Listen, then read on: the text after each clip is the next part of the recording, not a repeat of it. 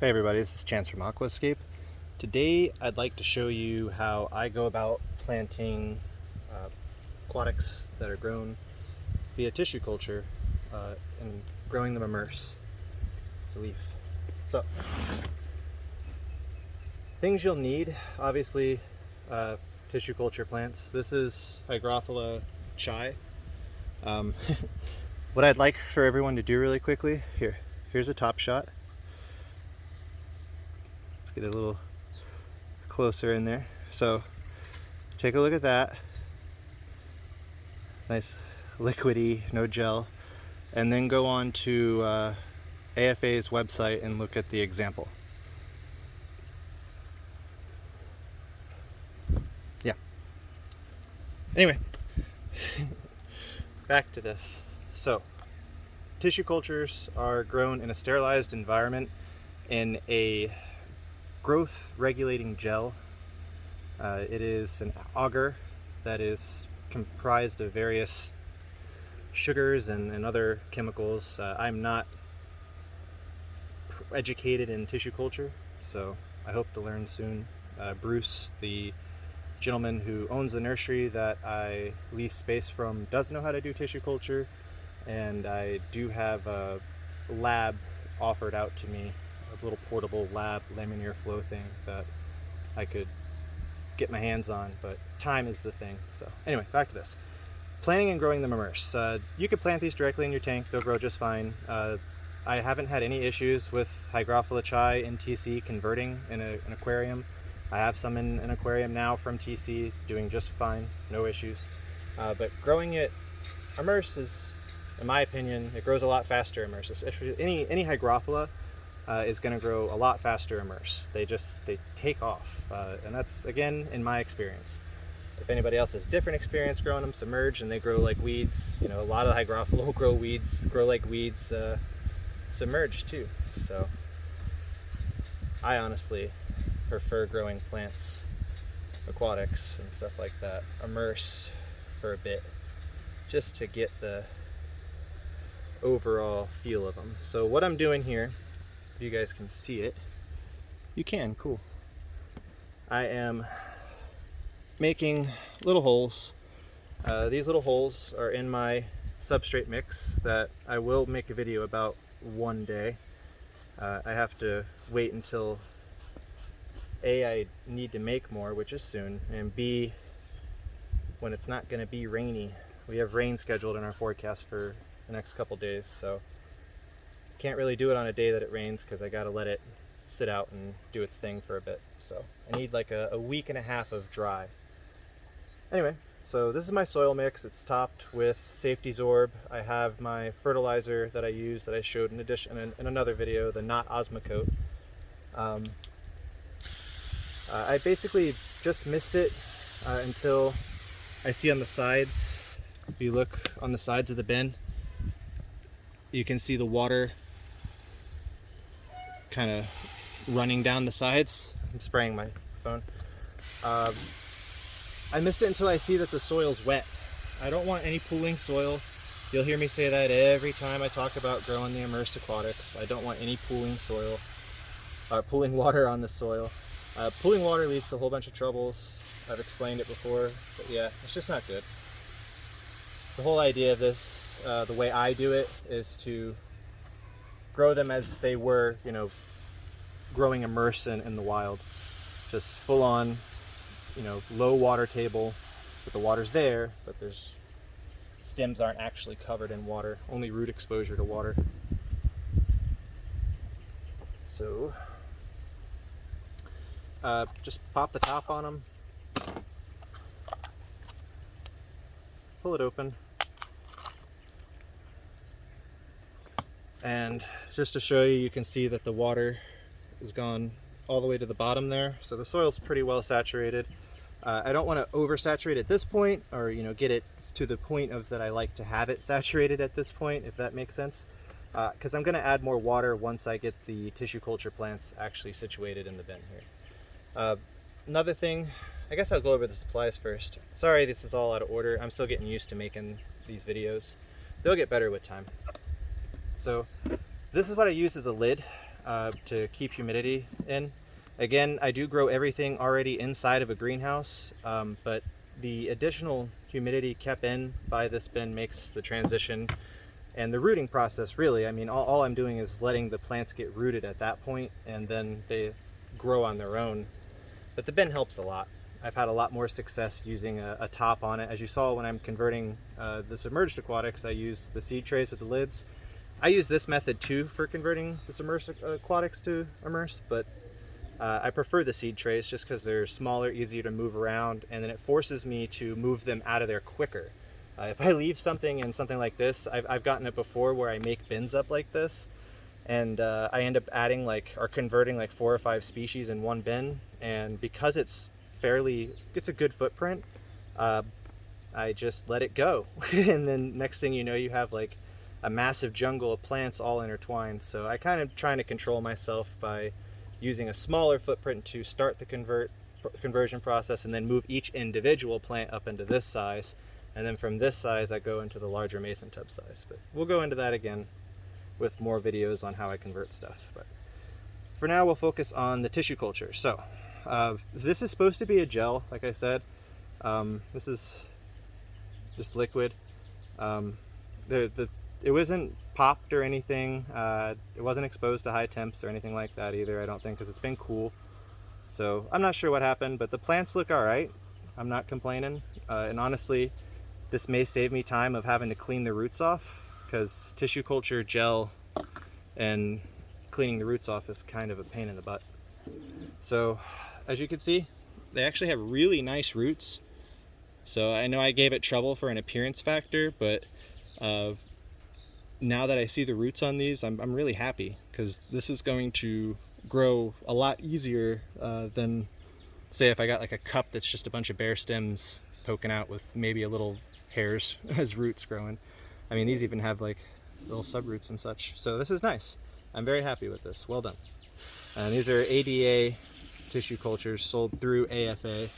I don't have any affiliation with either of those companies, but I like their stuff. Of course, you can only get ADA tissue cultures through various US suppliers and importers and stuff, so I choose AFA when I get my stuff, because I have for the last, I don't even know how many years I've been getting plants from them, tissue cultures and other products and stuff. So what you want to do now, with it being so root bound, I want to try to separate these plants out.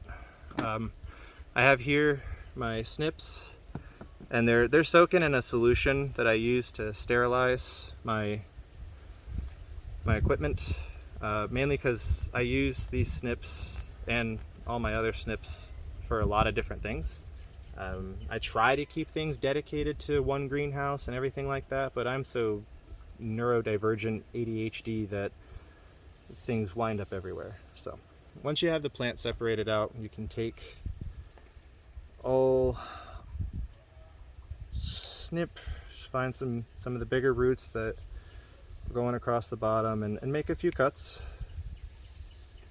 But when you make the cuts, try to make sure that there's not a plant stem or something in the way of your cutting. So, and the snips I'm using are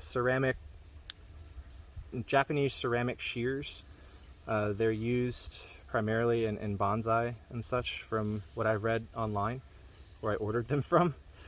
I don't know if that's true or not, but I figured they make a good idea. They have a little pocket, a little plastic pouch that they go into a sheath, and you can just slip them right in your pocket, and then they wind up in the washing machine. Or they wind up wherever else you go, but they're just nice to keep with you. As somebody who works on a nursery or with plants or whatever, having some sort of snips on you is kind of like a thing. So I want to get these as separated as possible. That will help me yield the most amount of plants from this tissue culture. It'll also help the way they grow if I get them separated out. If I just plant them as one big clump, that's kind of how they're going to grow, is one big clump. If I get them separated out close enough down to where I can plant single stems of it, I'll get much cleaner growth and have a much easier time at trimming this plant. So, trying to find a good separation point here. And sometimes this is easier to do actually in some water. Something about the water helps separate out the roots. Same thing with the splitting eriocalins. Doing it in water just makes it easier. So here you go. Here's one plant. Got a root on it. Perfect. We'll just, for now, put it down in the water here for a second. Make sure all the gel's off of it, and then set it over there for a minute. Separating out all of these is probably going to take me some time. So for video's sake, what I'll do, I'll work with this clump and show you what I'm doing, because I'm still not editing down my videos. I just, A, don't really have the time to do it, and B, it's not my field of expertise, video editing and such. So basically I don't know how to do it. But what I will do, I will show you the gist of everything. So separating it down, getting it nice and clean, dipping in the water again, cleaning it off some more. And here's some more. This is a good separation point right here. That'll leave that one with the root, but this one, I don't know. So if you see this, you'll run into this too. You'll have like a long stem poking off here where the root's just barely visible. For something like that, what I would do, I wouldn't separate it. I would just leave it, because there's no root coming off of that, and my goal is to try to keep as many of these roots as I can. Like I said, it's not often you find a tissue culture cup that has that much rootage. So I'll keep it, I'll let it grow. It'll probably like branch out and come up and do its thing anyway, so I'll plant it where it has enough room. So we'll separate a couple more off.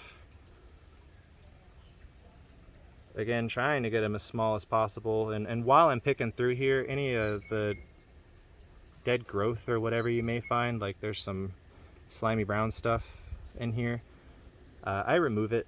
I don't want to have anything that could potentially start to mold. I don't like dealing with mold or fungus in the greenhouse or any of my plants. I have before, and it's just not fun. It's a pain once you have to deal with it.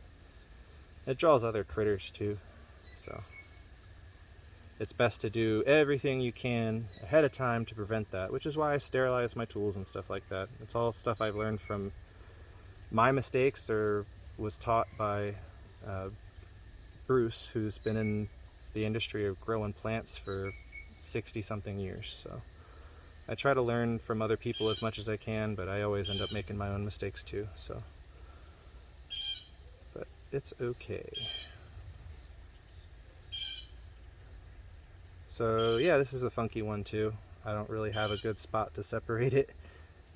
I'm just going to do my best to plant it all in one little clump like that and hope it kind of spreads out. It should.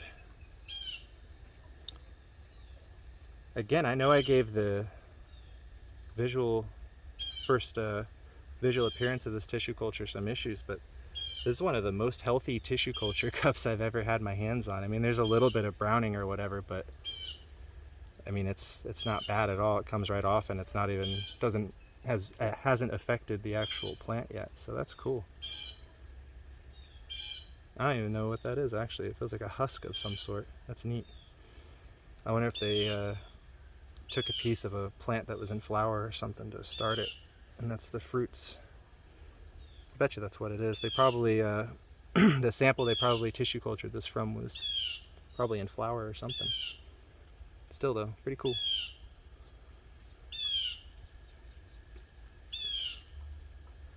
So I want to try to separate this because I don't want to have a bunch of big clumps. But it's difficult to get a good split on some of these. There we go. Cool. Perfect. Nice. I know I said I was going to skip it, but I'm not going to skip. I'm going to plant them all. You guys get to watch it all.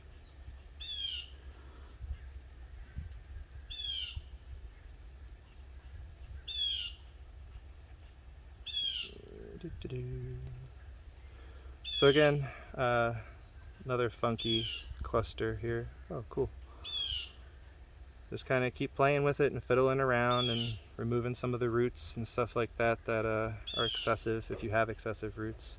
It's always a good problem to have excessive roots, if that's even a problem. So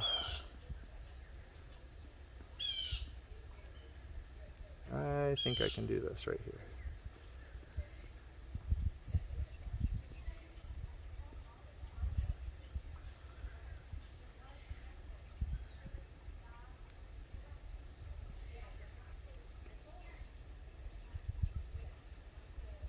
Alright, so got a small one.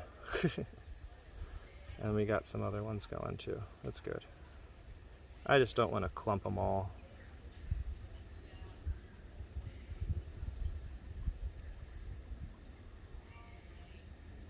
There we go. You can even do this.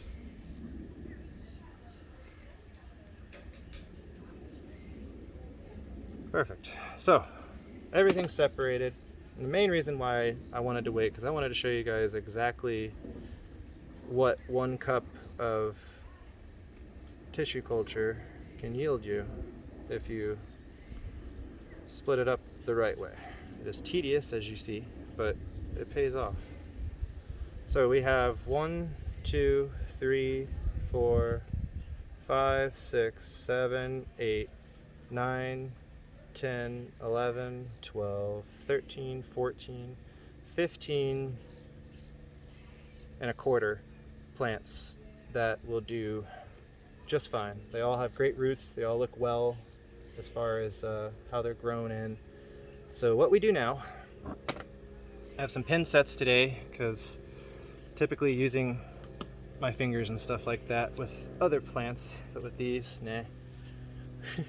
Again, they're sterilized too. And I'm always looking for anything I can take off that isn't healthy. You don't want to waste your time planting unhealthy plants. Same thing with your aquarium. Don't waste time planting unhealthy plants. Don't waste time planting plants that have dead growth. Take the dead growth off. Take the yellowing growth off. Take the browning growth off. If it has algae growing on that leaf, take that leaf off. You know, there's something up. Why deal with it? Plants can regrow the leaves very easily. In fact, a lot of them will regrow the leaves quicker if you remove the leaves that are giving them issues. And that's definitely the case with the terrestrials and stuff like that, with leaves that may have like mealybug or something going on them. Usually once they've been attacked, the leaves are they have a bit of damage. So in my personal experience, removing those things, removing the leaves, totally helps the plant recover quicker. So just some advice that you can use in all aspects of plants. If the leaf's damaged or infested with bugs or torn up in some way, just get rid of it. The plant will regrow a leaf. These are going to be kind of close together, so I'll have to move them into a larger mason tub sooner than later, which is good, because the sooner they get moved into a larger container, the faster they grow. The more space they have to grow, the more I can propagate off of them and make this plant more available to everybody at a better rate than what we've seen before. And the cool thing is that these will be in their Emerse state, and from there, any hygrophila I've converted from their Emerse state to aquatic converts real easily.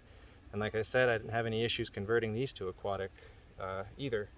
So don't really have to do this if you don't want to, but my goal is to farm out as much and as fast as possible. That's just what I like to do. I like to grow the plants out to their fullest potential, flower them, see what's going on, and share them with everybody.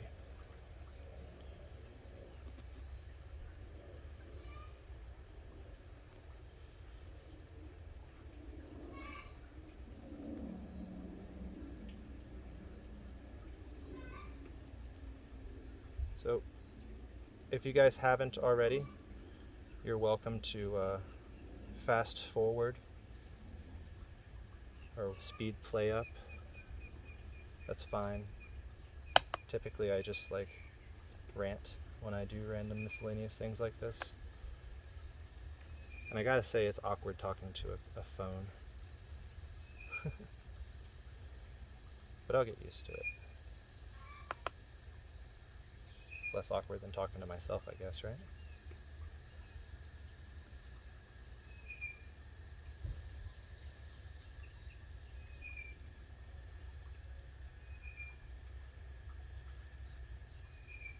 So I'm trying to stick as close as possible to those original holes that I made.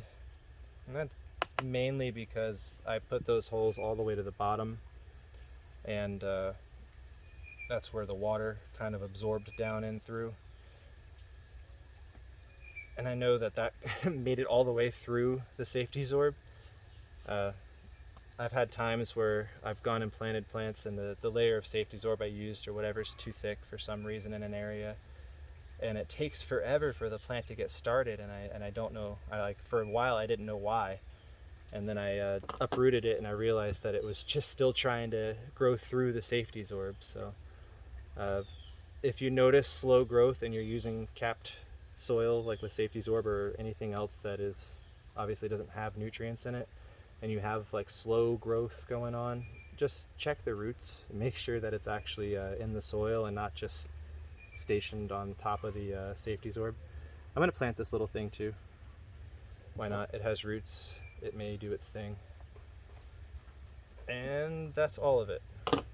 So we have all the tissue cultures planted, separated out, ready to go, in the soil mixed. Fertilizer's already added. So now we will add the final bit of water. I only spray the plants a little bit. You don't want to directly miss the plants. Again, the idea is to get them to convert over to Emerse. So we don't want to add too much water. No pooling water again. But like I said in the beginning, I didn't add all the water I typically add because I always finish adding water in this process. And it helps a lot if you grow on a level surface. I gotta say that too. Again, I'm sorry about my scattered thoughts and everything, but it helps a lot if you grow on a level surface. Otherwise, what happens is if it's tilted like this table is, but I don't grow on this table, it's just for an example. If it's tilted and you stay like that, you're gonna have pooling of water in the lowest point of this bin. And that's where you're gonna have all the nutrients slowly leach to, is one corner of the bin.